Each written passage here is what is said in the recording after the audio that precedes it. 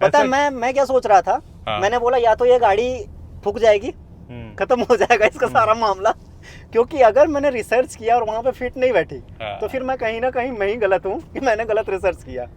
दोस्तों, एक गाड़ी ने जिसने मेरे को हमेशा से कंफ्यूज किया है और आज उस गाड़ी ने फिर से थोड़ा सा हम कंफ्यूजन जो है हमारा दूर करने की कोशिश करेंगे, साथ के साथ आप लोगों का भी जो है वो कंफ्यूजन दूर करने की कोशिश करेंगे। ये जो चाबी है ये उसी गाड़ी की है और ये जो गाड़ी है वो है किया और किया सेल्टोस गाड़ी है। और ये मैं कंफ्यूज वाली क्यों वर्ड यूज कर रहा हूँ, क्योंकि ये गाड़ी जो है वो IMT है।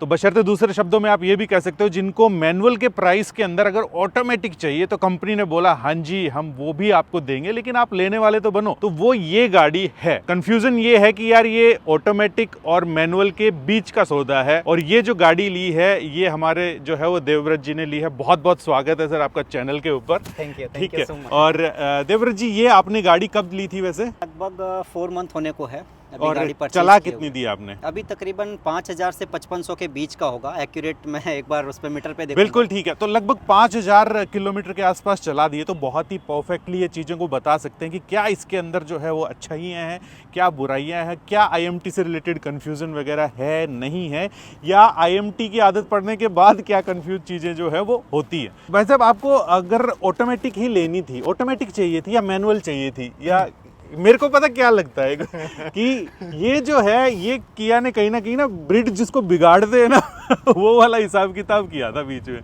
क्या चाहिए था आपको? अच्छा ठीक है, आपने जो एक शब्द किया ना कि ये ब्रीड बिगाड़ने का, और अगर मेरे प्रोस्पेक्ट से समझे तो ब्रीड को सुधारा है। जैसे मैं कि थोड़ा सा अपने हिसाब से समझ लोगों की क्या मानसिकता है या जेन्युइनली कि एक पावर लैक आता है ऑटोमेटिक के अंदर। ठीक है जी। पहला पॉइंट, अगर मैं मैनुअल में जाता हूँ पावर लैक नहीं आता, अच्छी पावर मिलती है। अब अगर मैं बोलूंगा मुझे पावर भी चाहिए और ऑटोमेटिक की फैसिलिटी, पैर मेरा मैं कितने लंबे सफर पे जाऊं, क्योंकि अभी जस्ट मैं 1 महीने पहले मतलब 1400 किलोमीटर गया, 3 डेज का होल्ड था, उस बीच में भी मैं ट्रेवल किया और फिर से 1400 किलोमीटर वापस चल के आया। तो आप एक समझ सकते हैं कि इंसान अगर अकेला उतना ड्राइव करे तो मुझे लग रहा है कि वो फिर 1 वीक के लिए वो रेस्ट करेगा कि भाई अब मेरे पैर जवाब ये बात तो है, मैंने भी फील करी। अगर जाम वगैरह आ जाता है खास तौर पर उस चीज के अंदर तो फिर थोड़ी सी दिक्कतें और ज्यादा बढ़ जाती है। मेरा जो मेन सवाल ये है, आपको इसकी गाड़ी की आदत होगी, ठीक है, हमारे पास जो है ये फीगो है, मैनुअल है। बिल्कुल। हम अब आपको ये गाड़ी देते हुए थोड़े से कतराएंगे।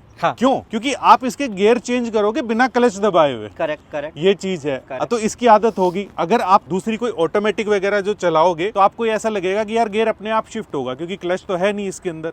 समझ रहे हैं? तो ये थोड़ा सा बीच का सौदा हो जाता है। अच्छा, मैं इसी पे एक सवाल छोटा सा, हाँ मेरी आदत थोड़ी सी सवाल पूछने की ज्यादा है। कारण क्या है कि सेम चीज ऑटोमेटिक वाले के साथ होता, ऑटोमेटिक वाला पर्सन और कंफ्यूज होता, क्योंकि इसके अंदर जब आप गियर शिफ्टिंग आप देखेंगे ना कंप्लीटली मैनुअल है, जो इस गाड़ी में और मैनुअल गाड़ी में एक कहीं ना कहीं इक्वल है। लेकिन अगर कोई ऑटोमेटिक वाला पर्सन आकर के मैनुअल गाड़ी चलाए वो तो फिर इससे ज्यादा कंफ्यूज हो जाएगा। इससे ज्यादा कंफ्यूज नहीं होगा। मैं आपको बताता हूँ कि क्या चीज है वो। इस वजह से क्योंकि गियर लीवर इसके अंदर भी दिया हुआ है, गियर लीवर उसके अंदर भी दिया हुआ, मतलब मैनुअल के अंदर। ठीक है, तो उसके अंदर अगर आप गियर लगा देते हो बिना क्लच दबाए हुए तो वो डैमेज करता है चीज को। करेक्ट। ठीक है, लेकिन वहां पर जो है वो डैमेज नहीं कर सकता, वहां पर वो चीज हो जाती है, क्योंकि वो क्लच भी दबाएगा, क्योंकि गियर भी है, क्योंकि उसको ऑटोमेटिक की आदत है, तो उसके लिए क्लच भी नया होगा और वो चीज भी नहीं होगी। तो एक काम करते हैं दोस्तों, इसको चलाते हैं। बेसिकली इसका मेन चीज क्या है कि इन्होंने बहुत ज्यादा पैसे खर्च नहीं करे ऑटोमेटिक के ऊपर जाने के लिए।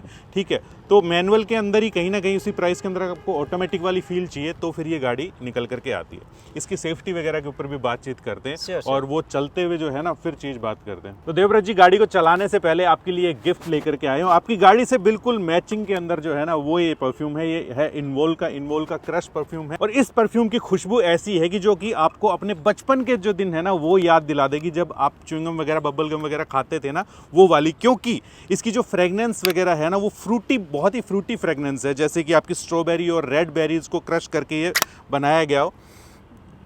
और एक्चुअल के अंदर ये आप स्मेल करके देखिए थोड़ा सा, रियली है ना? हाँ। होता क्या है कि जनरली आप कोई परफ्यूम चूज करके और ले करके आते हैं और फिर बाद में रियलाइज होता है यार हार्ड है बड़ा फ्रेग्रेंस, या फिर ये मेरे उसमें फिट नहीं बैठ रहा। लेकिन ये मैंने पहली बार मैं बता सकता हूँ कि इसका जो फ्रेग्रेंस है काफी बढ़िया, मतलब दिल को भा जाए वैसा फ्रेग्रेंस है। और हाँ, इसको ये जो है ना आप खा मत जाना, इसको खाने का मन करेगा आपका। ठीक है, और इसका देखिए कितना प्यारा कलर भी जो है ना वो पूरा निकल करके आ रहा है यार।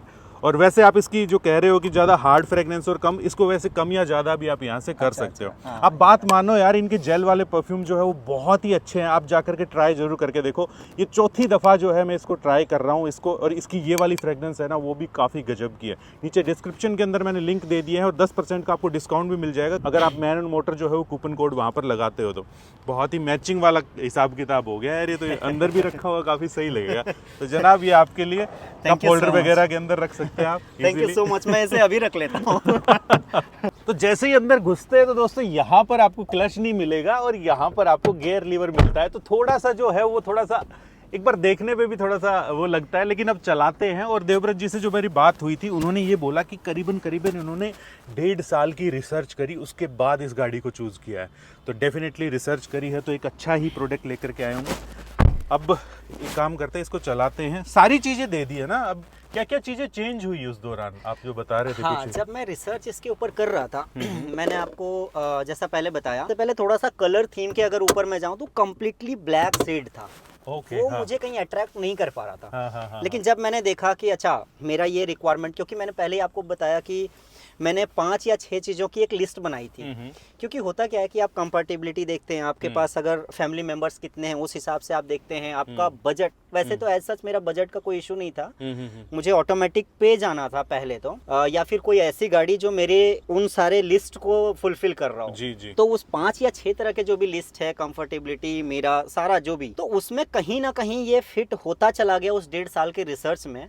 जैसा पहले मैंने बोला ये कलर कॉम्बिनेशन जैसे ही चेंज हुआ, मैंने बोला यार ये बढ़िया चीज़ है, ब्लैक एंड बीच का कलर। ये आप अगर देखेंगे ना तो उसकी एक अच्छी चीज क्या होती है, पूरा अगर ब्लैक होता है तो वो उतनी ज्यादा मतलब ये स्पेसियस लगती है एक तरीके से कहीं ना कहीं, ठीक है। तो पुश स्टार्ट वगैरह जो है वो है भाई इस गाड़ी के अंदर। क्या बात है, सिस्टम चेक वगैरह कर रही है फिलहाल गाड़ी। और आप देख सकते हैं कि 5200 जो है वो चला दी है इन्होंने। ऑटोमेटिक क्लाइमेट कंट्रोल वगैरह जो है वो चीज़ आपको देखने को मिलेगी इसमें। एक थीम, एक फील जो है ना वो तो इन्होंने अच्छा दिया है इंटीरियर वगैरह का ना।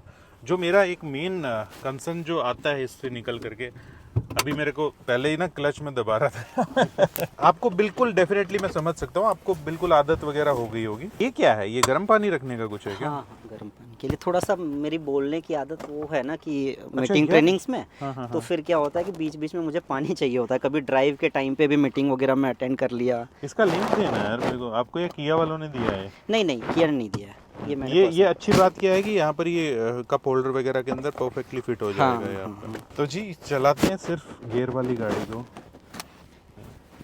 अच्छा, तो एसी वेंट वगैरह तो खैर पीछे भी हैं और बेहद साइलेंट इंजन, काफ़ी साइलेंट जो है वो आपको लगने वाली है। इस गाड़ी के अंदर कोई आपको कमी नहीं है, सिर्फ एक कमी जो है जो खलेगी की जो सेफ्टी वाली, और वो भी क्योंकि कंपटीशन जो है भर भर करके सेफ्टी जो है वो लेकर के आ रहा है। तो ये सिर्फ एयरबैग की बात नहीं है, आपका बॉडी सेल कैसा है, चैसी, सारी सब कुछ जो है ना चीज़ें वो मैटर करती है इसके अंदर।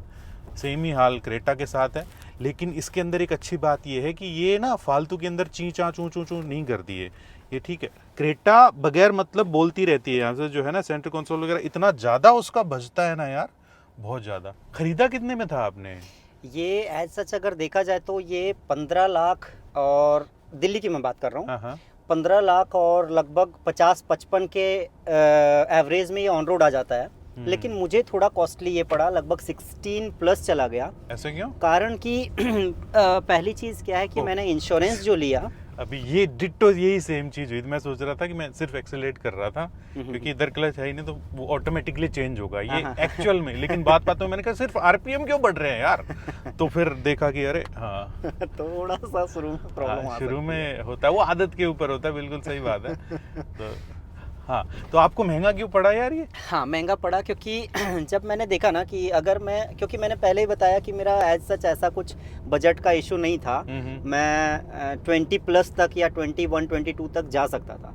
लेकिन जब मैंने सारी चीज़ें इसमें देखी, फिर जब उन्होंने पैकेज बताया ना कि आप इंश्योरेंस में आरटीआई भी कवर कर सकते हैं, इनफैक्ट आप अपने पर्सनल बिलोंगिंग्स भी कवर कर सकते हैं, तो वहाँ पे लगभग 10-12 हज़ार का वो थोड़ा सा डिफरेंस आया, क्योंकि मैंने पर्सनल बिलोंगिंग्स और वो सारी चीज़ें कवर कराई, तो वहाँ पे थोड़ा सा मेरा प्राइस अपग्रेड हो गया। प्लस कुछ चीज़ें इसमें मैंने एक्सेसरीज के तौर पे, जैसे आप देखेंगे पैर रखने के लिए जो वो फुट स्टेप वगैरह होता है, तकरीबन 16 या 18,000 का वो लगभग आ रहा है। उसके अलावा भी और कुछ एक्सेसरीज थी जिसकी वजह से मेरा वो 16 क्रॉस कर गया। इंश्योरेंस वगैरह आपको मतलब हमेशा टॉप नॉच ही लेना चाहिए। और हम जीरो डेप्थ तो बोलते ही बोलते हैं, साथ के साथ आप आरटीआई वाला जरूर लिया करो, रिटर्न टू इनवॉइस होती है वो, रिटर्न टू इनवॉइस भी लिया ठीक है, वो ज्यादा सही है, जिसके अंदर आपका जो है ऑन रोड प्राइस जो होता है ना, वो पूरा का पूरा उसके अंदर पूरा का पूरा जो आरटीओ वाला जो है वो भी कवर हो जाता है उसके अंदर। जो ब्रेकर आया था उस टाइम भी टी टी टी टी करने लग गई थी, जैसे कि अभी कि भैया चेंज करो, ये देख रहे हो। तो ये कुछ टाइम की आदत हो जाएगी। आप जैसे ही 5-7 किलोमीटर ड्राइव कर लेंगे ना। अच्छा, तो ये दादा आप एवरेज क्या निकाल रहे हो इसके अंदर? अच्छा 13.5 जो है अभी आप, हाँ, उस पे देखेंगे 13.5, लेकिन मुझे जो है मेरा जो ड्राइव का एरिया है या जिस तरीके से, या फिर अगर लंबी ड्राइव पे जाता हूँ तो फिर काफ़ी लंबी ड्राइव पे ही जाता हूँ। तो लंबी ड्राइव पे अभी जब मैं ऋषिकेश के लिए गया हुआ था, बट यहाँ से ट्रैवल के ड्यूरेशन में मुझे इसने 18-19 तक का आप कह सकते हैं कि माइलेज मुझे मिला। क्या बात कर रहे हो? 19 का माइलेज मिला है। ये देखो अभी जो है ये निकाल रही है, ये देखो 13.4 के आसपास, और जो कंपनी क्लेम करती है वो 18.2 करती है। ARI जो है इसका वो 18.2 है। लेकिन मुझे उससे भी बढ़ के मिला है, 19 मिला, क्योंकि मैं थोड़ा सा रफ ड्राइव करना ना पसंद नहीं करता। हाँ, अगर कभी रिक्वायर्ड है काफी लंबे टाइम पे रफ ड्राइव करके एक थोड़ा सा देखना भी चाहिए कि हाँ ये गाड़ी कैसे मेरे कैपेबल है भी कि नहीं है, वो सही क्योंकि अभी मैंने बताया कि मैं 1300-1400 किलोमीटर जब मैं ड्राइव किया था तो लखनऊ एक्सप्रेसवे पे भी मैंने ड्राइव किया, ताज एक्सप्रेसवे पे भी मैंने किया, पूर्वांचल पे भी किया। इस गाड़ी को मैंने 185 के स्पीड पे, आप यकीन नहीं मानोगे, कम से कम 2-2.5 घंटे भगाया कंटिन्यूअस भगाया। ऐसा हाईवे तो हमें भी चाहिए यार। मतलब पता है मैं क्या सोच रहा था, मैंने बोला या तो ये गाड़ी फूक जाएगी, खत्म हो जाएगा इसका सारा मामला, क्योंकि अगर मैंने रिसर्च किया और वहाँ पे फिट नहीं बैठी तो फिर मैं कहीं ना कहीं मैं ही गलत हूँ कि मैंने गलत रिसर्च किया। तो मैंने पूरा भगाया कि इसको भगाओ और देखो कि ये कहाँ तक धुआं देती है, क्या होता है। यकीन नहीं मानोगे, इसमें 30 से ऊपर का टेम्परेचर नहीं गया, क्योंकि आप उसमें देखेंगे इसका टेम्परेचर भी, इंजन का टेम्परेचर शो होता रहता है। 30 से ऊपर का टेम्परेचर कभी गया नहीं, 25 से 26-28 इसके बीच में ही रहा था। सेफ्टी को लेकर के दादा आपके मन में, देखो आपने रिसर्च करी थी, फिर ये इसको आपने कैसे मनाया मन को कि यार सेफ तो नहीं है गाड़ी, फिर भी कैसे? थोड़ा सा मैं अगर कहूँ कि बहुत ज़्यादा सेफ्टी रेटिंग के लिए 2-3 गाड़ियां हैं, वॉक्सवैगन की, और दूसरी क्या है जो कहती है गिरा दो कहीं खाई से भी इंसान मर नहीं सकता। अच्छा, वो तो वोल्वो वाली है। हाँ, वोल्वो एक ऐसा ब्रांड है जो कहता है कि आप गिरा दो या फेंक दो, इंसान किसी भी तरीके से उसके अंदर मर नहीं सकता। लेकिन मैं जानता हूँ कि मेरी जो रिक्वायरमेंट थी वो वहाँ नहीं पहुँच पा रही थी, क्योंकि इतना बजट नहीं लगा सकता मैं। अब उसके अलावा वॉक्सवैगन भी सेफ्टी के पर्पज से देखा जाए, क्योंकि मेरे छोटे भाई के पास वॉक्सवैगन की पोलो है, नो डाउट बहुत बढ़िया कार है, बिल्ड क्वालिटी बहुत अच्छी है, बहुत सारी चीजें उसके अंदर है जो कि आपके मन को भाएगा। लेकिन कहीं ना कहीं थोड़ा सा जब आप एक मॉडर्न तरीके को देखते ना कि क्या मैं आज के टाइम में मुझे जो चाहिए, जितने फीचर्स चाहिए, जितनी सारी चीजें चाहिए, एक IMT का भी आप ये देख सकते हैं, सहूलियत चाहिए, जितनी फैसिलिटी चाहिए, वो मेरा यहीं पे आकर के ठीक हो रहा था। वोल्वो वहां तक मैं पहुंच नहीं सकता था। मैं समझ गया आपकी बात। अगर मैं उससे नीचे आ रहा हूँ तो गाड़ियां ज्यादा से ज्यादा, किसी में 4.5 मिल रहा है, किसी में 3.5 मिल रहा है, किसी में 3 मिल रहा है, तो कहीं ना कहीं थोड़ा सा अगर मैं एक चीज के लिए अगर कंप्रोमाइज कर रहा हूँ तो मुझे 10 चीजें इसमें प्लस चीजें मिल रही हैं। तो ये थोड़ा सा मतलब और ऐसा नहीं है कि फीचर्स तो ये भी देते हैं, 6 एयरबैग इन्होंने दे रखे हैं, सारी चीजें ही हैं तो यस, लेकिन बॉडी स्ट्रक्चर वगैरह जो है वो थोड़ा सा कमजोर आ जाता है इनका। 3 स्टार मुश्किल से लेकर के आई थी ये गाड़ी। बाकी इंजन वाइज देखिए इन गाड़ियों की क्या चीज अच्छी है, जो भी है ना, ये कोरियन लगा लो, जापानीज वगैरह लगा लो, ये बहुत ही रिलायबल इंजन के साथ आती हैं दोस्त। रिलायबिलिटी के अंदर कोई इशू नहीं आएगा आपको। चलते हुए किसी गाड़ी में किसी फंक्शन में दिक्कतें आनी शुरू जो है ना, वो चीज़ नहीं होंगी। कंपैरेटिवली जो है इनके अंदर बहुत ही कम आती है, या ना के बराबर ही आती है आप कह सकते हो। तो आपको लेने के बाद भी सर में दर्द नहीं करेंगी ये गाड़ियां। ये एक ऐसी चीज है कि देखिए सेफ्टी का आपको गाड़ी को लेने से पहले ही पता है कि यार ये सेफ कम है गाड़ी, तो वो आपका डिसीजन है कि आपको जाना है कि नहीं जाना है। लेकिन अगर गाड़ी लेने के बाद में कुछ दिक्कतें आनी स्टार्ट होती है ना, कुछ हिडन चीजें होती हैं कि यार स्टीयरिंग में कुछ हो गया, या ORVM काम नहीं कर रहा, सनरूफ काम करना बंद कर गया, गाड़ी स्टार्ट नहीं हो रही, कुछ का कुछ बिहेव कर रही है, तो वो होती है असली सरदर्दी। हालांकि वैसे तो मशीनरी है, लेकिन इन गाड़ियों के अंदर क्वालिटी कंट्रोल है थोड़ा सा ज़्यादा, फिट एंड फिनिश जो है वो एक अच्छा है, एक अंदर बैठ करके देखोगे तो फील थोड़ी सी ज़्यादा बेहतर आती है, और यही रीज़न है कि एक आम आदमी इनको भी कंसिडर कर रहा है। तो दोस्तों ये था आज का हमारा किया सेल्टोस IMT का जो है वो एक ओनरशिप एक्सपीरियंस। भाई साहब अपनी गाड़ी लेकर के आए, उसके लिए बहुत बहुत धन्यवाद आपका। धन्यवाद आपका भी कि आप इतने अच्छी तरीके से, एक होता है ना कि इंसान तरीके से रिस्पॉन्स देना और बिल्कुल प्रैक्टिकलिटी के साथ इंसान से मिलना, और इस तरीके से आपने जो समय दिया उसके लिए मैं बहुत शुक्रगुजार हूँ आपका। बहुत बहुत थैंक यू। और अगर आप लोग भी चाहते हैं अपनी किसी गाड़ी का ओनरशिप एक्सपीरियंस, अपनी स्टोरी हमारे साथ शेयर करना, तो जो दी गई ईमेल आईडी है ना, वहाँ पर हमें संपर्क जरूर कीजिए। हम भी आपको जो है वो कॉल वगैरह करेंगे, आपसे मिलने का टाइम निर्धारित करेंगे।